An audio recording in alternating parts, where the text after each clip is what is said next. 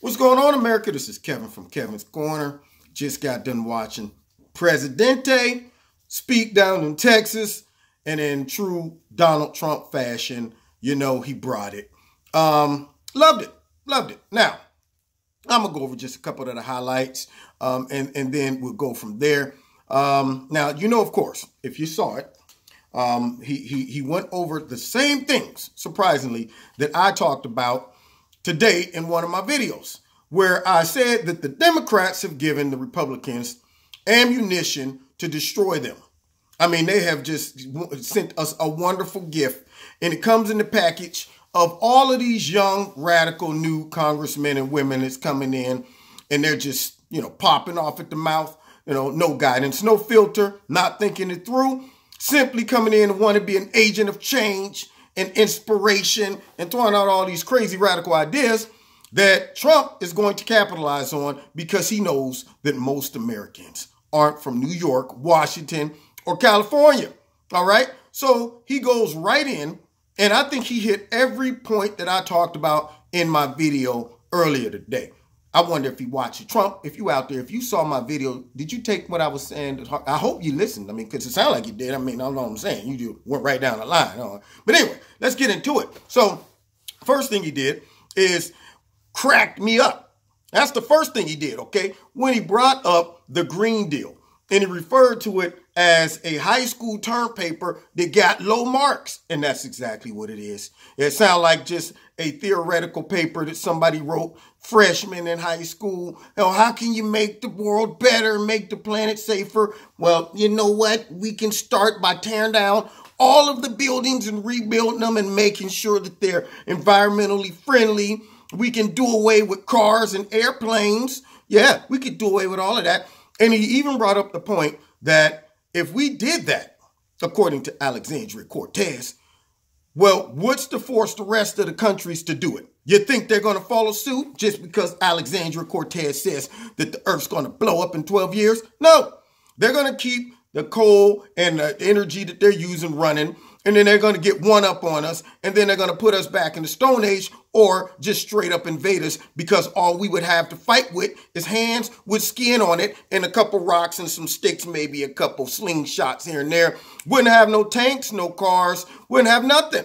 Okay, no planes. Whole Air Force just gone, just like that. How would we stop them from invading? I'm just saying, maybe she didn't think that through before she made this proposal. She didn't even include the rest of the other countries, just straight up America. We're going to make y'all play by rules that the rest of the world doesn't want to play by, okay? So he brought that up. And then, of course, he brought up all the points to just straight up give the whole Democratic Party an uppercut. And I'm talking one of those uppercuts so hard that if you're standing behind them, you'll see the whites of their eyes. Bang. Head shoot back that quick. Where you say, whoa, did I just see their eyes from behind? Man, he got uppercutted. Yeah. And so he gave him a fat uppercut, and he brought up the radical left. Now, this is one thing. This is one theme that Nancy Pelosi and Chuck Schumer, they don't want that getting out. Now, we all know that they are the radical left. But see, Nancy and Chuck got a way of suppressing the radicalism, you know, making it seem like they're still mainstream or at least moderate. But these young guns coming in, they just wow. They just straight up letting you know, we're here to stir up the pot. Yep, we want to just change up everything. Yeah, because we're progressive. So now he brings that out, and he talks about the Green Deal. Brought that up, hurt him deep.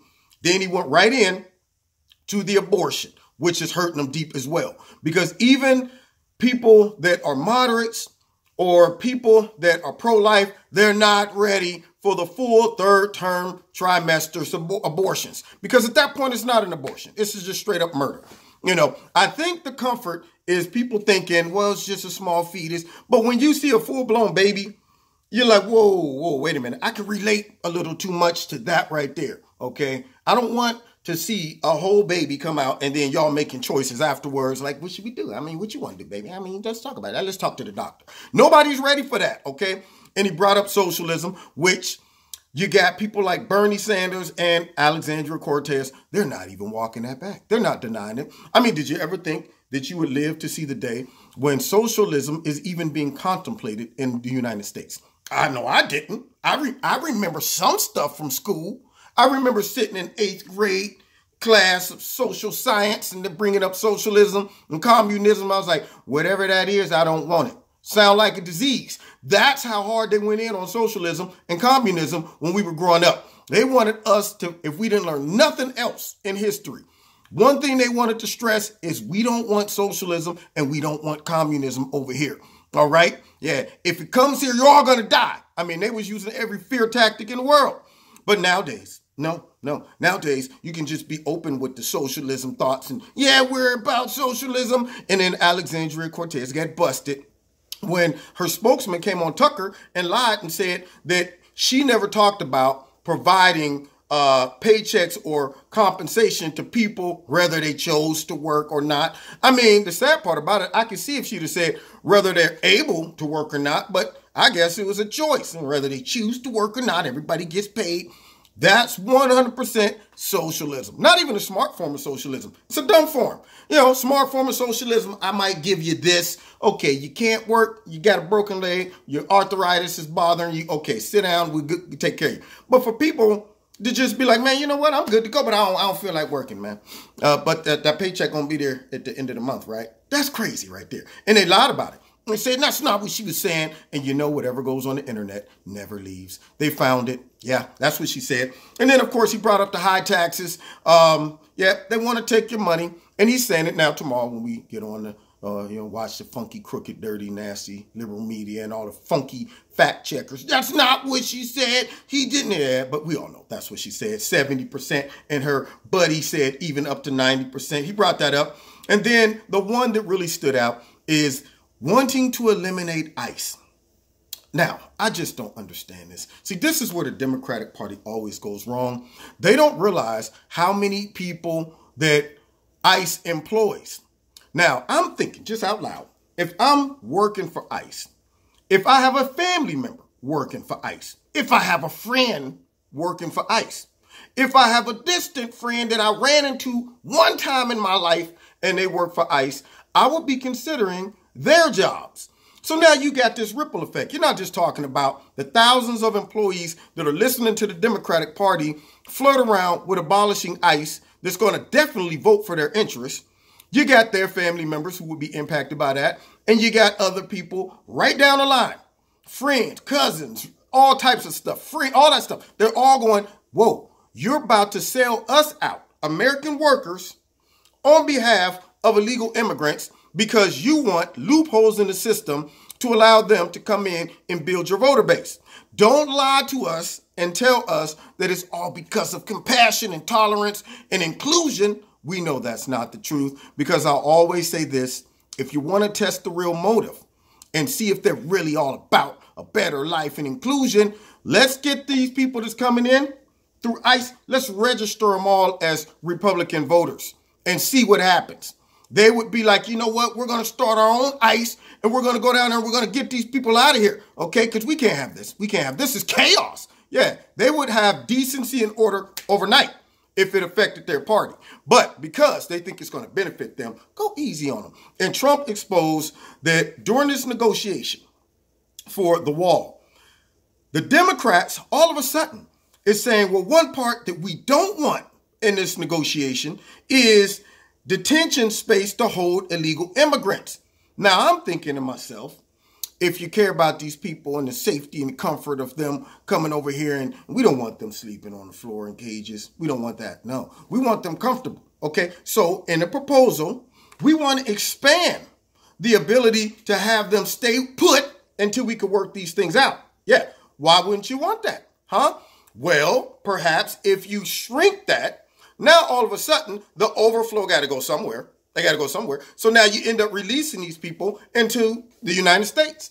Criminals, don't matter. All right, we can only retain so many of them. We don't have enough space, not enough room. Democrats didn't want to allow us the money to provide the resources. So now the rest of you guys go ahead and meander about. Enjoy yourselves. Check out the sunny sides of California. All right, what matter of fact, whole country. Just go ahead through it. Wherever you end up, you just end up. Now, that truly exposed the Democrats' motive to enable these people to be a full-blown stumbling block for these illegal immigrants that's trying to come over here. All right, that's what the Democrats are about. They are trying to chip at things that need to be put in place that are logical and practical and will stop the flow. And somehow they always magically try to slide or insert something in to leave a crack in the wall so the water would keep coming in. See, they don't want to really close it up. No, they're like, no, we want to do some stuff, but let's not get carried away. Leave a little crack for some water to keep dripping in. Okay, make it look like we doing stuff, patching up stuff, working in your hair's down with the drill, all that stuff. But at the end of the day, flood's not plugged up, still leaking. That's what they're all about. They're not fooling Trump. They're not fooling us. And so they're going to force Trump to get to the point where he says, you know what? I'm going to take the funds from somewhere else. We're going to build the wall and you'll get nothing.